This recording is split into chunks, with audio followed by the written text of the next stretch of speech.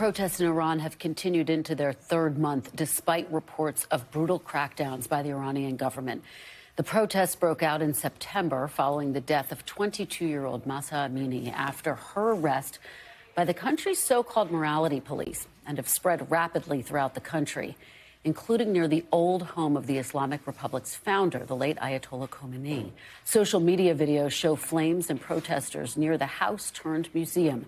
The region's governor told state-run media the building had not burned. At least 378 people have been killed in these protests. That's according to the NGO Iran Human Rights, including 47 children. Thousands more protesters have been arrested, and at least 6 have been sentenced to death. That's according to the Iranian judiciary's news agency. NBC News has not independently confirmed those numbers, though.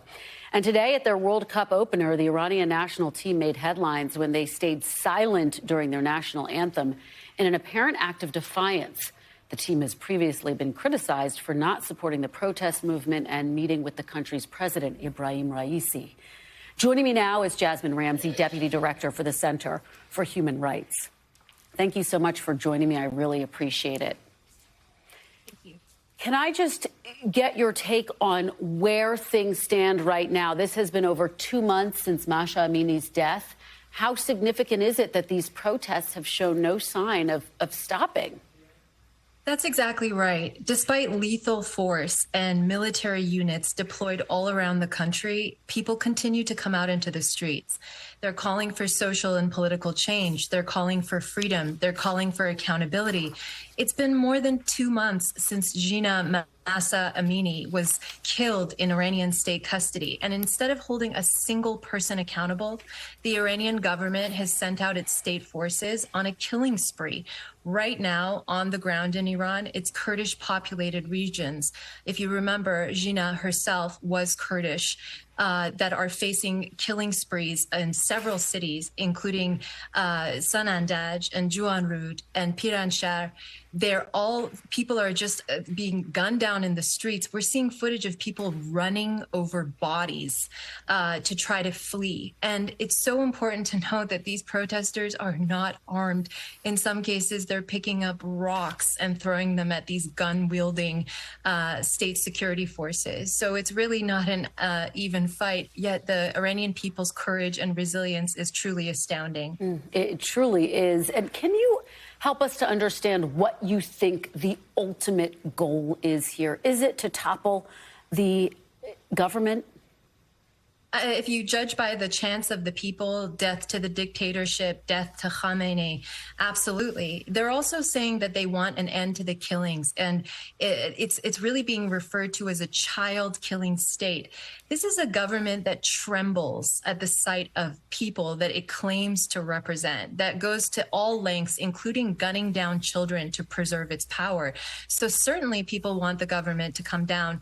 More important than that is the fact that the government doesn't want anyone to actually hear them. And right now, as we speak, there's a massive internet shutdown across Iran, and especially in the Kurdish populated regions where there's a massacre being carried out. Yeah, and there has been a crackdown in various different ways, including the death of a 9-year-old boy just last week. Talk a little bit about that. Is there any sense that crackdown and that brutality is demoralizing these protesters? I think it's the opposite. Iranians mourn on the 3rd and 40th day since the killing of someone. And since there's been hundreds of people killed, we're seeing these ceremonies happening over and over. And the Iranian state forces are actually using lethal force at these ceremonies. So people are not even allowed to grieve in peace without facing lethal force. So there's so much anger. And you're seeing this by people, even the family members of those who've been killed, refusing to bend to pressure by government agents to be quiet and speaking with loudspeakers at the funerals for their loved ones, saying the story that the government is peddling in state-controlled media is not true. Here's what happened. They shot at us. They shot at my child. So people are not backing down. I think it's important to focus on the fact that our organization since September, along with a coalition of human rights organizations, has been calling for an emergency session at the UN Human Rights Council. My executive director is in Geneva right now. We're pushing for a resolution that we hope will be passed that will include a fact-finding mission to investigate and gather and compile and analyze evidence of these atrocities and use them later on to hold Iranian officials accountable.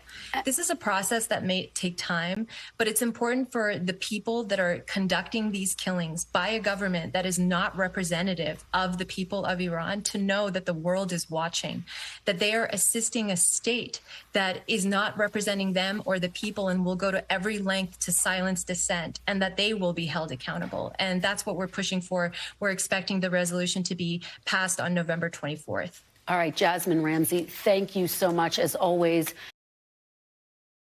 Thanks for watching our YouTube channel. Follow today's top stories and breaking news by downloading the NBC News app.